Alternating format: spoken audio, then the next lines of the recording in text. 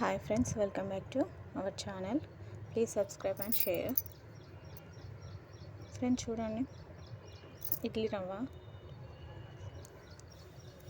Sunday special అండి. ఇడ్లీ చేద్దామని night మినపప్పు పట్టి ఇడ్లీ రవ్వ కలుపుకొని నానబెట్టాను. బాగా పులిసింది ఫ్రెండ్స్.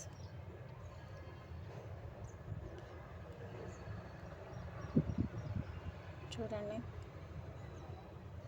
ఇడ్లీ రవ్వని ఈ విధంగా తీసుకొని ఒక్కొక్క ఇడ్లీ ప్లేట్లో ఈ విధంగా వేసుకొని స్టవ్ ఆన్ చేసి ఇడ్లీ గిన్నెలో కొన్ని వాటర్ పోసుకొని ఈ విధంగా పెట్టుకోవాలి ఫ్రెండ్స్. తర్వాత చట్నీకి కావాల్సిన ఇంగ్రీడియంట్స్ చూడండి. పల్లీలను బాగా వేయించితేనే పొట్టు ఊడిపోతుంది కదా, బాగా వేయించుకొని ఈ విధంగా చూడండి. తర్వాత మిర్చి కూడా ప్యాన్లో వేసుకొని వేయించుకోవాలి. కొంచెం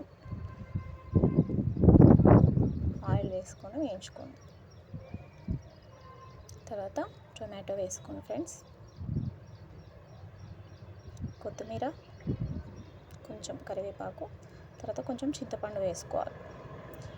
వెల్లుల్లి రెబ్బలు వేసుకొని కొంచెం నూనెలో వేగిన తర్వాత చూడండి, ఈ విధంగా కొంచెం నూనెలో ఎక్కువసేపు వేగితేనే టేస్ట్ బాగుంటుంది చట్నీ. ఈ విధంగా చేసుకోవాలి. దాని తర్వాత మిక్సీ జార్లో ఉన్న పల్లీల్లో ఈ మిర్చి ఇవన్నీ వేయించుకున్న ఇంగ్రీడియంట్స్ అన్నీ కలుపుకోవాలి. ఈ విధంగా కొంచెం అంటే ఆ వేడి చల్లారేదాకా ఉంచి కొంచెం వాటర్ యాడ్ చేసుకోవాలండి.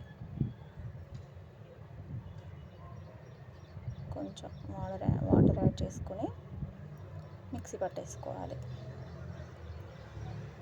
సాల్ట్ కూడా వేసుకోవాలి. సాల్ట్ వాటర్ యాడ్ చేసుకొని మిక్సీ పట్టుకోవాలి ఫ్రెండ్స్. ఈ విధంగా ఇడ్లీ ఇంకొక రౌండ్